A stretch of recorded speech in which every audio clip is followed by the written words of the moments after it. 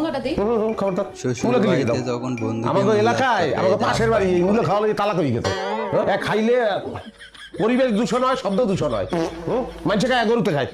আচ্ছা মূলা খাওয়া লাগবো না, তো কচু শাক। কে কচু শাক খাবো কি আমার কি সমস্যা কি? আমি কি তৃণমূলজি?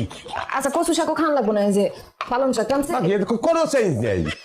কি কবিরাজ বাড়ি এটা বুঝলাম না। হ্যাঁ, সব শাক সবজি, কোনো আমিষের ব্যবস্থা নাই। খালি কইতেছে এটা খাও ওটা খাও এটা খাও। হ্যাঁ, এই বিলে এই সমস্ত জিনিসপত্র খাইলে এটা কি আমার শরীরে বল হইবে? এতক্ষণ ফিরে খালি শুনতেছি, কিছু কইতেছি না।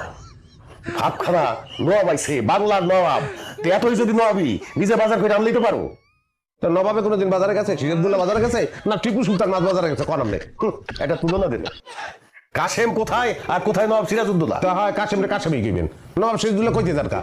নিজের কথা নিজেই তো পেছে পারবে। হেড বড় আমি তো একটা জামাই, কি ব্যবস্থাটা কি বুঝলাম না। হ্যাঁ, যাই দেখেন কি পানির মধ্যে ভুলে ডাল দিয়ে হালাইছে এত